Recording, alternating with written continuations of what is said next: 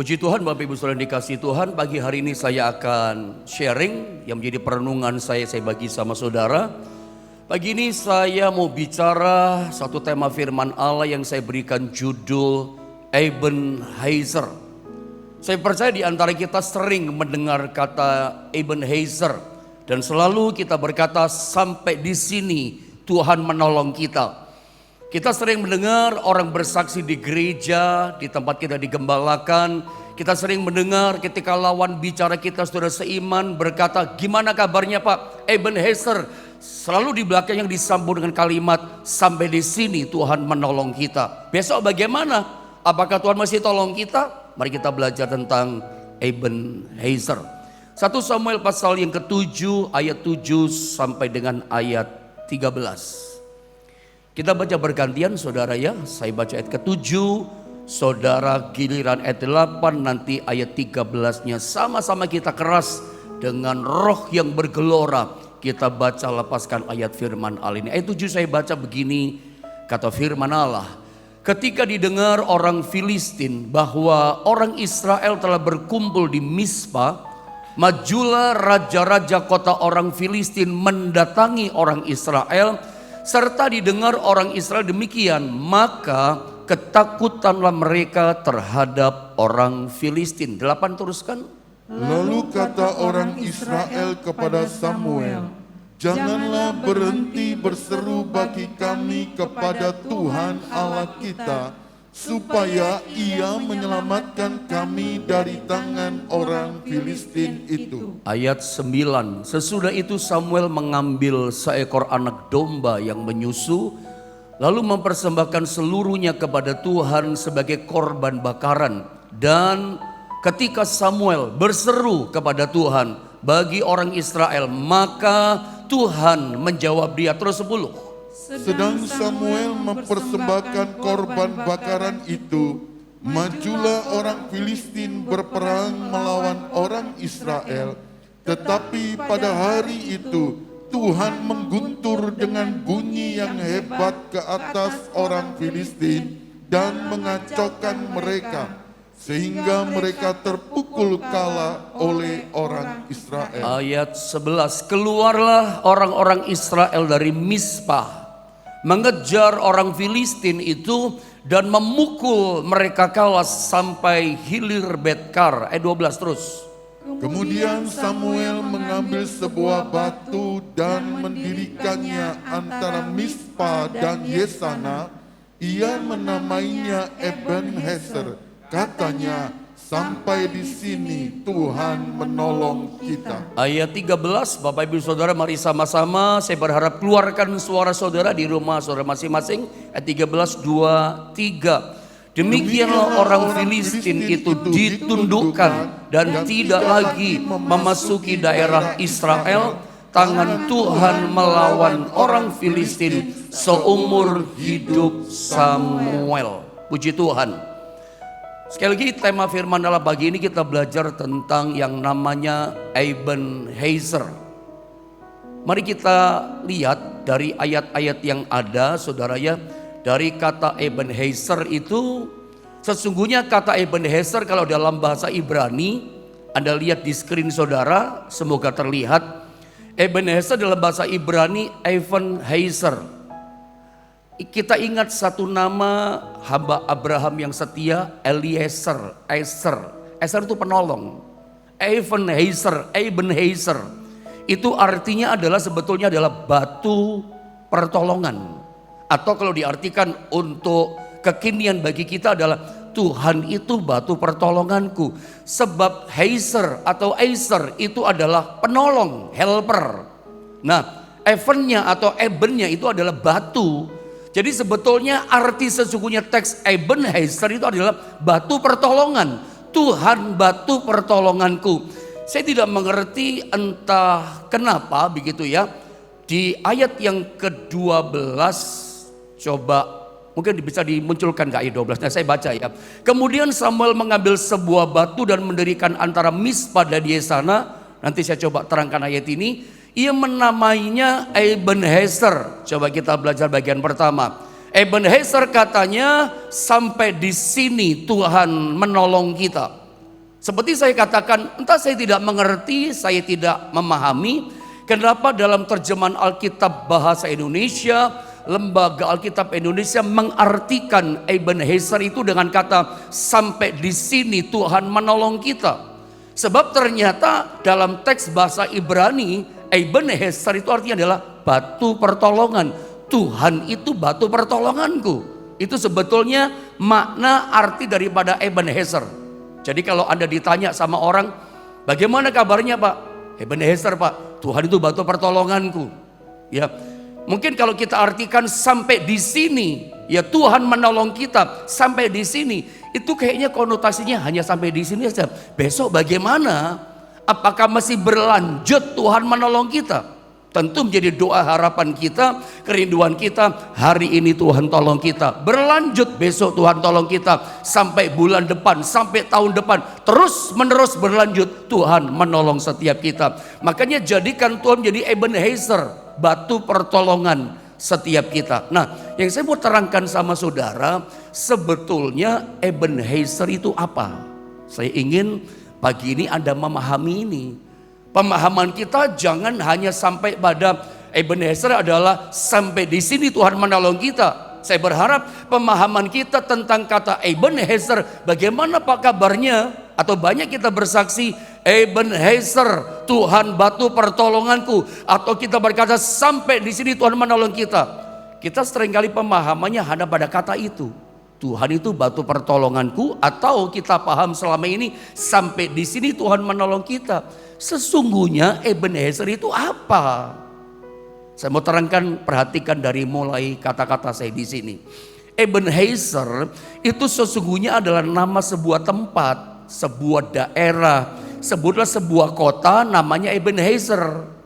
Jadi sebuah tempat itu namanya Ebenezer. Dan saya mau ingatkan, setiap kali bangsa Israel ketika mendengar nama Ebenezer, sebetulnya mereka itu kesesakan hati mereka. Dengar nama Ebenezer, udah lelah mereka. Kenapa? Karena tempat yang namanya Ebenezer itu 2 kali di tempat, di daerah, di kota yang namanya Ebenezer, bangsa Israel itu pernah 2 kali kalah perang.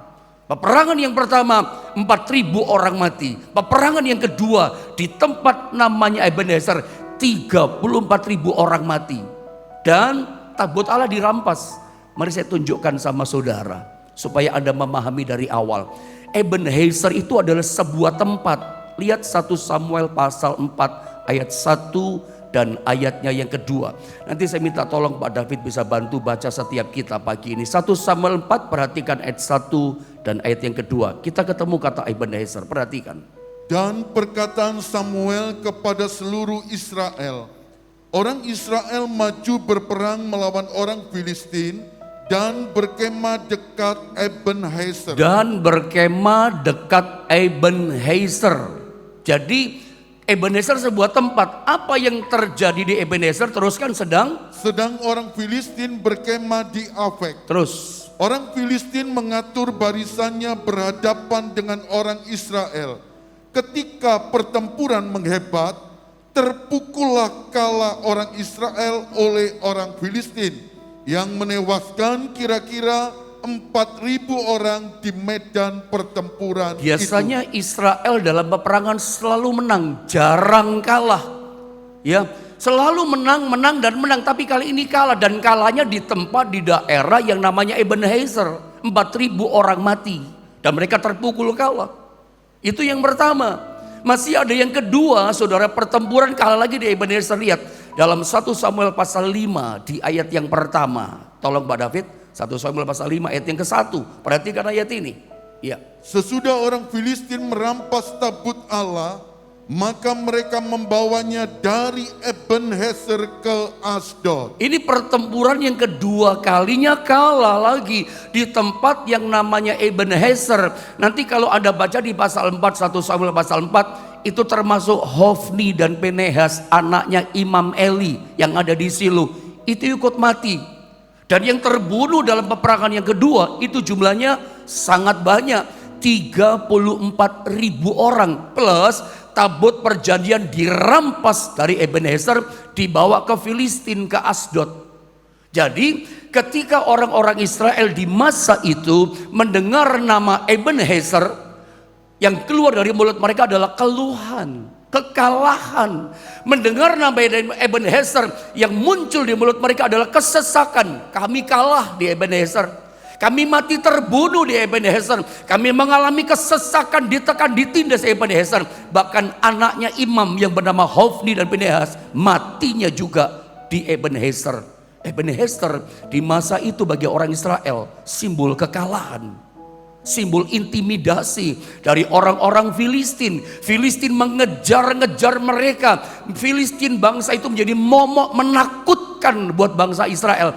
Kami kalah. Tiap kali dengar di telinga mereka kata Ebenezer, langsung sesak hatinya. Kami kalah di situ. Udah takut duluan, udah cemas duluan begitu dengar kata Ebenezer. Jadi yang pertama kita belajar apa itu Ebenezer. Ebenezer adalah sebuah tempat di mana bangsa Israel yang adalah umat pilihan Allah 2 kali mengalami kekalahan. Nah, setelah ayahnya Hofni dan Pinehas namanya Imam Eli juga dengar kabar 2 putranya yang dia cinta, yang dia nggak nasihati, jadi dursila mereka di bait Allah. Itu Imam Eli dengar mati, patah lehernya ikut mati. Digantikanlah, ada tahu ceritanya ya, kepemimpinan berikutnya yang menjadi imam di Silo di Yerusalem namanya adalah Samuel. Samuel ini imam, dia nabi, juga hakim yang memerintah atas Israel. 3 jabatannya orang ini yang namanya Samuel. Nah, 20 tahun kemudian ke depan, jadi 20 tahun ke depan dalam kepemimpinannya Nabi Samuel terjadi peperangan lagi lawan Filistin. Sekarang bukan kalah, tetapi menang. Kenapa menang? Sebab metode yang dipakai sama Samuel berbeda sama Imam Eli. Caranya beda. Ketika berperang melawan Filistin 20 tahun ke depan kemudian, caranya Samuel adalah dia minta pertolongan kepada Tuhan. Datang mempersembahkan korban syukur kepada Tuhan. Datang minta tolong. Dan hasilnya apa? Menang. Dan ceritanya begitu menang dalam peperangan menghancurkan Filistin, mengalahkan Filistin. Tadi kita baca ya, dia mendirikan sebuah batu. Coba kita baca sekali lagi ya. 1 Samuel pasal 7 ayat 12, saya baca ulang, tolong munculkan kembali di screen gambarnya.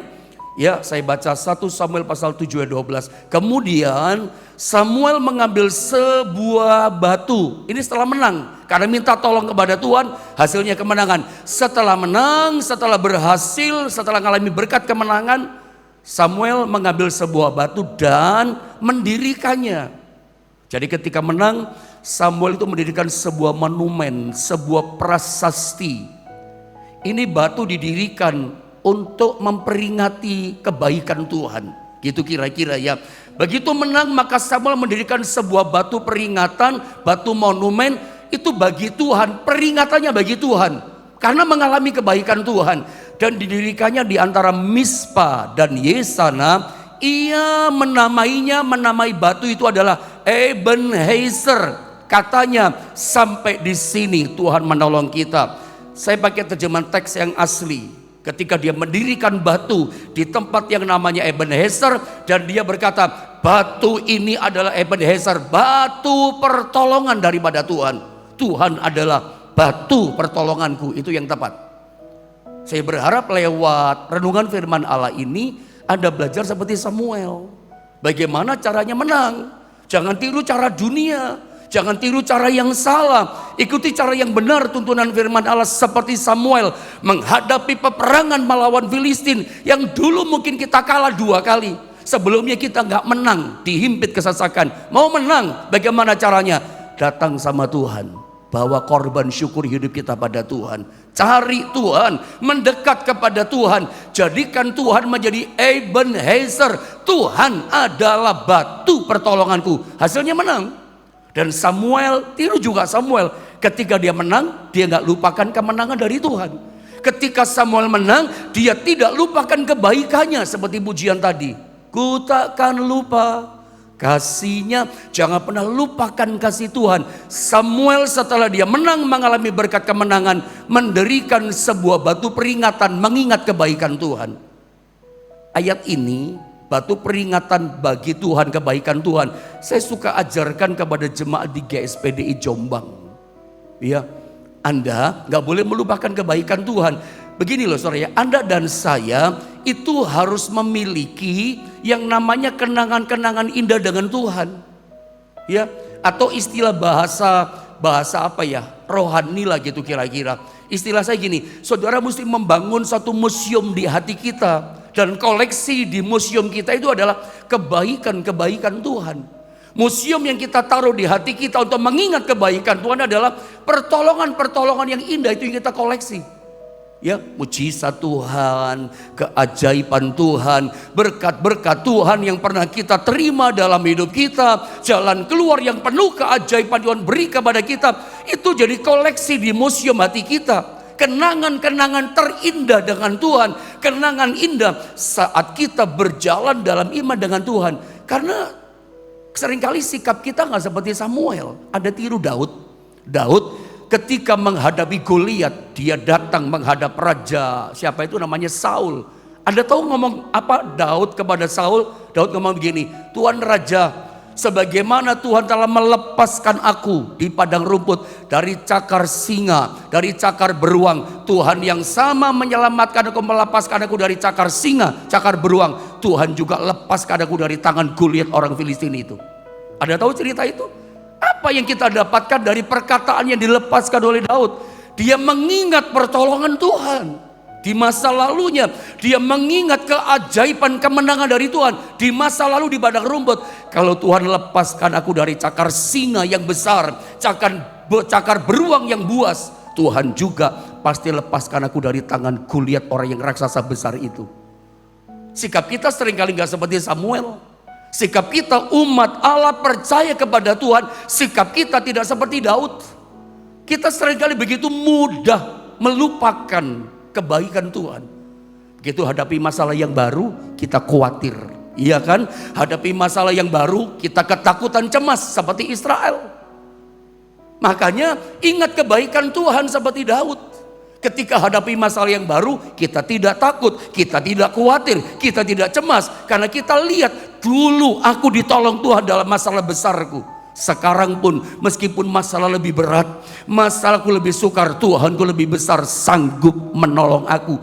Itu pentingnya sebuah koleksi, banyak koleksi, keindahan, kemenangan, mujizat, pertolongan yang Tuhan berikan kepada kita. Kita nggak lupakan, kita tanam, kita koleksi, kita simpan di museum hati kita. Itu bagaikan begini, seperti monumen memperingati kebaikan Tuhan. Kebaikan Tuhan jangan dilupakan. Kebaikan Tuhan jangan dianggap remeh, ya sudah gitu. Kalau Anda selalu ingat kebaikannya di masa-masa sulit, di masa-masa saudara mengalami downgrade dalam hidupmu, penurunan, engkau akan yakin ke depan pun Tuhan tetap pasti menyertai menolong aku.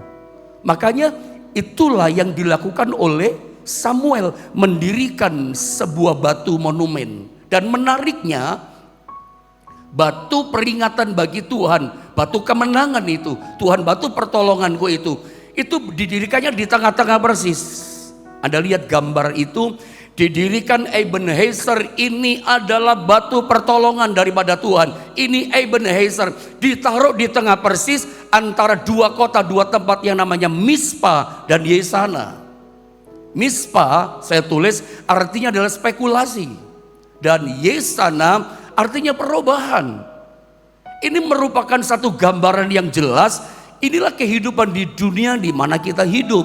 Dunia di mana kita ada itu terdiri dari dua kalimat ini. Saya ulang, dunia di mana kita hidup itu terdiri dari dua kalimat ini, Mispa dan Yesana. Isinya dunia apa? Spekulasi dan perubahan. Makanya Israel itu sayang ya, senangnya kumpulnya di Mispa. Tadi kan kita baca ayat yang ke-7 kan, atau saya baca sedikit ayat yang ke-7. Boleh munculkan tolong ayat yang ke-7, 1 Samuel pasal 7 ayat 7. Saya baca ya. Ya, saya baca ayat yang ke-7, dikatakan ketika didengar orang Filistin, perhatikan, Filistin itu musuhnya Israel, bahwa orang Israel telah berkumpul di Mispa. Senangannya di Mispa, majulah raja-raja kota orang Filistin mendatangi orang Israel, serta didengar orang Israel demikian, maka ketakutanlah mereka terhadap orang Filistin. Kenapa kita ketakutan sebagai umat Allah? Seperti Israel umat Allah hidup dalam ketakutan. Senangnya tinggal di Mispa, ngumpulnya di Mispa, yang dicari Mispa. Mispa artinya spekulasi. Spekulasi itu mudah-mudahan. Spekulasi itu untung-untungan. Siapa tahu gitu loh Pak, saya beruntung. Siapa tahu. Itu spekulasi. Artinya tidak ada iman gitu loh. Langkahnya tidak percaya sama tuntunan Tuhan. Kita orang beriman, setiap kali kita kerja ini, buat itu, lakukan sesuatu, kita melangkahnya, kita memulainya harus dengan iman. Kita percaya Tuhan memimpin saya, Tuhan menuntun saya. Bukankah kita percaya Allah itu ada tinggal dalam hidup kita? Dia yang menyertai kita. Langkah kita itu bukan langkah spekulasi. Itu isi dunia ini, spekulasi. Semuanya serba, ya siapa tahu. Karena memang kita nggak ada yang tahu. Tuhan yang maha tahu di depan kita. Kita nggak tahu, jangankan 1 hari di depan kita, 1 jam kemudian di depan kita pun kita nggak tahu apa yang terjadi dalam pekerjaan kita, bahkan nasib kehidupan kita. Yang maha tahu kan Tuhan. Makanya kita percaya Tuhan yang pimpin aku, batu penolongku yang menyertai aku, yang tidak pernah tinggalkan aku. Yang kita harus percaya adalah kehadiran Tuhan bersama kita. Setiap melangkah kita percaya ada tuntunan Tuhan, ada pimpinan Tuhan, bukan berspekulasi. Mudah-mudahan deh, siapa tahu nanti sukses. Bukan begitu cara hidup umat Allah, itu cara hidup dunia. Nah, Israel umat Allah kenapa ketakutan? Hidupnya pakai spekulasi, gak pakai tuntunan iman. Makanya disitulah sasaran empuk musuh kita, Filistin, iblis, persoalan, bikin kita hancur. Setiap kali kita tidak percaya pada tuntunan Tuhan, diserang, dihantam kita di situ sama setan. Lalu tempat yang kedua namanya adalah Yesana, batu Ebenezer, persis di tengah antara spekulasi dan perubahan. Bukankah isi dunia di mana kita hidup terus berubah? Iya kan? Setuju dengan saya, terus berubah. Tadinya dunia ini aman-aman saja, baik-baik saja, kita bebas ya. Tiba-tiba datang corona, semua berubah. Cara kerja berubah, ya, semuanya berubah. Cara hidup kita berubah, cara ibadah mesti pakai masker segala macam. Kerja pun begitu. Sampai zaman pandemi berat waktu itu, kerja mesti dari rumah, semua berubah. Nilai jual berubah, nilai rupiah terhadap dolar berubah, harga-harga tadi murah sekarang berubah, solar jadi naik, bensin jadi naik, semua berubah. Umur kita juga berubah. Dulu kita anak-anak jadi remaja, remaja jadi muda. Begitu giliran muda, ada banyak kita nggak mau jadi tua. Makanya ada jamu awet muda, Korea jamu anti tua. Semuanya, tapi sebetulnya semua pasti ngalami tua. Perubahan dari rambut hitam jadi abu-abu sampai jadi putih. Makanya disemir segala macam. Berubah. Dunia ini berubah. Nanti kita juga nggak tahu. Akhir tahun terjadi perubahan apa ya? Sampai kepada pemimpin bangsa kita saja itu terus berubah. Nanti pemilu kemudian Pak Jokowi udah gak bisa lagi. Ganti lagi pemimpin yang baru. Terus ada perubahan. Bupati kita, gubernur kita, pemimpin bangsa kita terus berubah, visi berubah. Dan selalu para pemimpin-pemimpin kita yang terbaik, yang diusung visi misinya adalah saya datang memimpin membawa perubahan. Karena memang dunia berubah. Ya, bahkan mungkin ada di antara saudara yang tahun sebelumnya pekerjaan bagus, sekarang berubah lagi mengalami penurunan. Saya nggak tahu perubahan di mana. Tetapi memang dua kalimat ini, Mispa dan Yesana, spekulasi, siapa tahu, mudah-mudahan, dan perubahan kehidupan, itu isi dunia cuman ini. Nah, bagaimana supaya kita nggak ngalami perubahan sampai hancur segala macam? Jangan berspekulasi. Jangan tindakan kita tindakan siapa tahu berhasil, siapa tahu menang, bukan begitu. Tetapi makanya tiru Samuel, dia mendirikan sebuah batu di tengah-tengah di antara kedua tempat ini, namanya Ebenezer. Tuhan adalah batu pertolonganku. Pagi ini jadikanlah Tuhan itu menjadi batu pertolongan saudara. Mari dengan waktu yang ada, saya mau bawa saudara tentang pengetahuan kita tentang batu pertolongan. Ya, Yesus itu batu pertolongan kita. 1 Korintus 10 ayat 1 sampai 6. Nanti Pak David bantu baca kita, dengan cepat kita baca ayat ini. Perhatikan. 1 Korintus 10 ayat 1 sampai 6, mari. Aku mau supaya kamu mengetahui saudara-saudara, bahwa nenek moyang kita semua berada di bawah perlindungan awan dan bahwa mereka semua telah melintasi laut. Untuk menjadi pengikut Musa, mereka semua telah dibaptis dalam awan dan dalam laut. Mereka semua makan makanan rohani yang sama dan mereka semua minum minuman rohani yang sama, sebab mereka minum dari batu karang rohani yang mengikuti mereka, dan batu karang itu ialah Kristus. Terus. Tetapi sungguh pun demikian, Allah tidak berkenan kepada bagian yang terbesar dari mereka, karena mereka ditewaskan di padang gurun. Ayat 6. Semuanya ini telah terjadi sebagai contoh bagi kita, untuk memperingatkan kita supaya jangan kita menginginkan hal-hal yang jahat seperti yang telah mereka perbuat. Singkatnya saya mau bawa saudara pada ayat yang keempat. Coba Anda lihat gambar PowerPoint berikutnya. 1 Korintus 10 ayat keempat yang barusan kita baca, dikatakan begini. Dan mereka semua minum minuman rohani yang sama, sebab mereka minum, perhatikan, dari batu karang rohani yang mengikuti mereka. Perhatikan kata batu karang rohani yang mengikuti mereka. Siapa batu karang rohani yang dikatakan Alkitab? Mengikuti Israel pada zaman perjanjian lama. Dan batu karang itu ialah Kristus. Aneh ya. Kita sama-sama tahu pada masa bangsa Israel ada berjalan di padang gurun, Yesus pribadi Allah Tritunggal yang ketiga itu belum lahir di kandang Bethlehem sebagai manusia. Ya, Yesus belum lahir sebagai manusia, tetapi ayat ini berkata Yesus Kristus sebagai batu karang rohani itu sudah mengikuti mereka. Dan sebetulnya kalau kita telusuri dalam Alkitab, dari perjanjian lama sampai perjanjian baru, dari Kejadian sampai kitab Wahyu, dari kitab Keluaran sampai kitab Wahyu, atau dari kitab raja-raja, hakim-hakim sampai para nabi besar, nabi kecil, kita nggak pernah lihat bangsa Israel membawa-bawa batu. Ada batu yang mengikuti mereka. Ini batu yang tidak kelihatan, ini kuasa Kristus. Kristus menyertai mereka bagaikan batu karang rohani yang mengikuti mereka tapi nggak kelihatan. Lewat apa?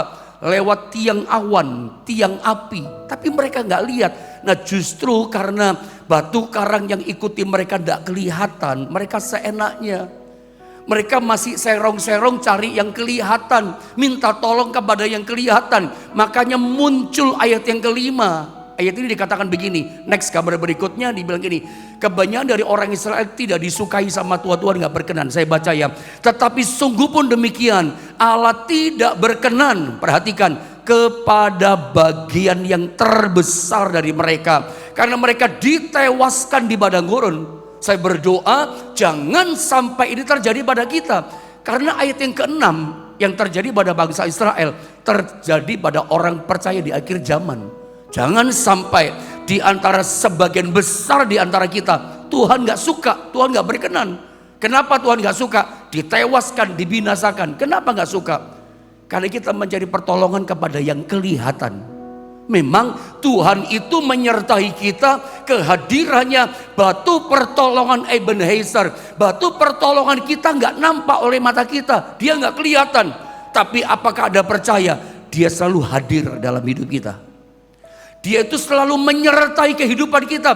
Tetapi penyertaan batu karang rohani Ebenezer itu gak kelihatan. Makanya jangan pernah tergoda seperti sebagian besar bangsa Israel yang Tuhan gak suka. Tuhan itu kenapa? Minta pertolongan kepada yang kelihatan. Memang tidak mudah, tidak gampang mempercayai kuasa Tuhan yang gak kelihatan. Mempercayai Ebenezer, batu pertolongan yang tidak nampak, itu gak gampang. Makanya banyak orang Kristen percaya kepada Yesus, percaya pada kuasanya yang besar, tapi masih tergoda pada kuasa-kuasa yang kelihatan. Ya, dan ini membuat Tuhan gak suka. Biarlah kita belajar sekali Yesus dan melupakan yang lain. Pertolongan kita, jawaban hidup kita hanya Ebenezer, batu karang pertolongan kita, itu Yesus. Dan saya berharap ayat selanjutnya ini boleh mencerahkan setiap kita. 1 Korintus 3 ayat 10 sampai 11. Saya baca dengan cepat. Dikatakan begini saudara ya. Sesuai dengan kasih karunia Allah yang dianugerahkan kepadaku, aku sebagai seorang ahli bangunan yang cakap telah meletakkan dasar dan orang lain membangun terus di atasnya. Tetapi tiap-tiap orang yang memperhatikan bagaimana ia harus membangun di atasnya. Perhatikan ayat 11. Ini bagian akhir yang saya mau sampaikan sama saudara. Karena tidak ada seorang pun yang dapat meletakkan dasar lain daripada dasar yang telah diletakkan, yaitu Yesus Kristus. Biarlah dasar kehidupan kita cuma satu, batu karang kita cuma satu, Ebenezer, itulah Yesus. Mau kerja apapun, mau lakukan apapun, bukan spekulasi. Ya, mudah-mudahan nanti untung-untunganlah, siapa tahu berhasil. Anda gak percaya akan kehadiran Tuhan? Apakah saudara gak percaya pada pimpinan Tuhan? Tahukah saudara yang membuat kita menang itu tuntunan Tuhan, pimpinannya, bukan berspekulasi. Itu orang dunia yang gak punya Tuhan. Jangan tergoda kepada pimpinan yang nampak. Ada kuasa yang kekal yang jauh lebih besar yang gak kelihatan, tapi tuntunannya itu jalannya luar biasa. Kadang-kadang manusia aneh, dikasih taman Eden, pilih dunia yang sukar. Dikasihnya sorga, maunya neraka. Dikasihnya jalan kebenaran yang lurus, pilihnya jalan yang bengkok berbelit-belit. Aneh kan? Memang jalan kebenaran dari Tuhan tidak kelihatan, tapi jalan Tuhan itu ajaib. Makanya biarlah batu karang kita, pertolongan Ebenezer kita, itu adalah Tuhan. Meskipun tidak kelihatan, tuntunannya ajaib. Lewat firman-Nya dia menuntun kita. Makanya saya tambah satu ayat Yesaya 28:16 saya baca ya. Sebab itu beginilah firman Tuhan Allah, sesungguhnya aku meletakkan sebagai dasar di Sion sebuah batu. Batu apa saudara? Batu yang teruji. Yesus batu yang teruji. Sebuah batu penjuru yang mahal, suatu dasar yang teguh. Sama-sama kita baca kata siapa yang percaya. 2-3. Siapa yang percaya tidak akan gelisah. Kalau Anda percaya kepada batu pertolongan Ebenezer, memang tidak kelihatan. Alkitab katakan kita nggak akan gelisah. Kenapa orang gelisah? Nggak percaya pada pimpinan Tuhan. Kenapa orang cemas khawatir? Karena dasar hidupnya bukan Yesus. Ingat, kalau kita lakukan sesuatu, punya harapan, punya keinginan, kalau dasarnya bukan Yesus, itu bukan iman sejati. Iman sejati itu dasarnya Yesus. Kalau dasarnya yang lain, orang pinter, dasarnya orang ini bisa tolong, itu bukan iman. Dasar kita harus Yesus, meskipun kuasanya nggak kelihatan. Itu ajaib, itu luar biasa. Di tengah-tengah perubahan dunia ini Yesana, di tengah-tengah orang berspekulasi, jangan ikut-ikutan berspekulasi. Mudah-mudahan Tuhan tolong, bukan mudah-mudahan. Yakin akan Ebenezer, dia memberikan kemenangan dalam hidup setiap kita. Dan ingat pesan saya, ingat kebaikan Tuhan yang pernah Tuhan beri dalam hidup kita. Ketika kita ingat pertolongannya, percayalah, kalau dulu Tuhan tolong kita, sekarang juga Tuhan sanggup menolong setiap kita.